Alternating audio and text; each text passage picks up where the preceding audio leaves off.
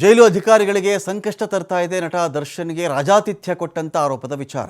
ಏನು ಸಂಕಷ್ಟ ಅಂತ ಹೇಳಿದ್ರೆ, ಇದೀಗ ಜೈಲಲ್ಲಿ ದರ್ಶನ್ ಇದ್ದಾಗ ಯಾವೆಲ್ಲ ಅಧಿಕಾರಿಗಳು ಜೈಲು ನಿರ್ವಹಣೆ ಮಾಡ್ತಾ ಇದ್ರೋ, ಯಾರ ಲೋಪದೋಷದ ಕಾರಣದಿಂದಾಗಿ ರಾಜಂತರ ಜೈಲಲ್ಲಿರುವಂತಾಗಿತ್ತು ದರ್ಶನ್ನು, ಅವತ್ತಿನ ಕಾಲದಲ್ಲಿ ಯಾರ್ಯಾರು ಅಧಿಕಾರದಲ್ಲಿ ಇದ್ರೋ ಅಂಥವರ ವಿರುದ್ಧದ ಚಾರ್ಜ್ ಶೀಟ್ ಸಲ್ಲಿಕೆ ಮಾಡಬೇಕು, ನಾವು ಅನುಮತಿ ಕೊಡ್ತೀರಾ ಅಂತ ಕೇಳಿದಾಗ ಸಕ್ಷಮ ಪ್ರಾಧಿಕಾರದ ಕಡೆಯಿಂದ ಚಾರ್ಜ್ ಶೀಟ್ ಸಲ್ಲಿಕೆಗೆ ಅನುಮತಿ ಸಿಕ್ಕಾಗ್ಬಿಟ್ಟಿದೆ.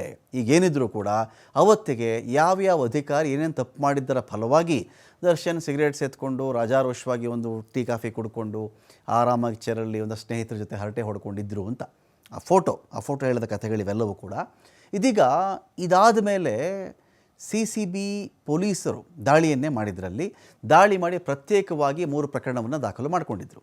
ಈ ಪ್ರಕರಣದ ತನಿಖೆಯನ್ನು ಎಲೆಕ್ಟ್ರಾನಿಕ್ ಸಿಟಿ ACP ಇದರಲ್ಲಿ ಅವರು ಮಾಡಿದರು. ಸದ್ಯದಲ್ಲೇ ಚಾರ್ಜ್ ಶೀಟ್ ಸಲ್ಲಿಕೆಗೆ ಸಿದ್ಧತೆಯನ್ನು ಕೂಡ ಅವರು ಮಾಡಿಕೊಂಡಿದ್ದಾರೆ. ಪರಪ್ಪನಗ್ರಹಾರ ಜೈಲಿನ 3 ಅಧಿಕಾರಿಗಳ ವಿರುದ್ಧವಾಗಿ ಆರೋಪ ಸಾಬೀತು ಅಂತ ಅವ್ರು ಹೇಳ್ತಾ ಇದ್ದಾರೆ. ಕೋರ್ಟ್ ಅದನ್ನು ಅಂತಿಮವಾಗಿ ಹೇಳಬೇಕು. ಅವ್ರ ಪ್ರಕಾರ, ಅವ್ರು ಇನ್ವೆಸ್ಟಿಗೇಷನ್ ಮಾಡಿರೋ ಪ್ರಕಾರವಾಗಿ ಅಧಿಕಾರಿಗಳ ಬೇಜವಾಬ್ದಾರಿ ಅಥವಾ ಸಹಕಾರ ಎರಡರಲ್ಲಿ ಯಾವ್ದು ಬೇಕಾದರೂ ಇರಬಹುದು.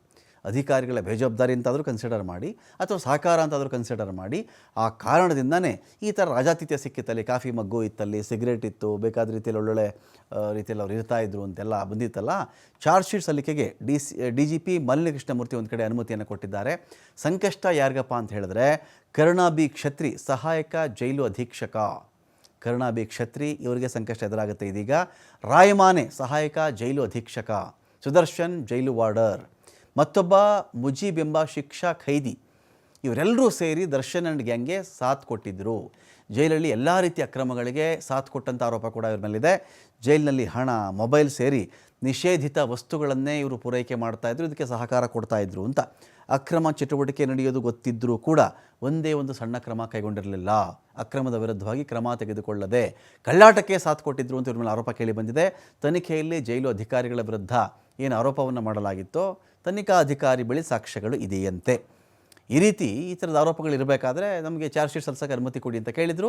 ಸಕ್ಷಮ ಪ್ರಾಧಿಕಾರದ ವತಿಯಿಂದ ಈಗ ಅನುಮತಿ ಸಿಕ್ಕಿದೆ.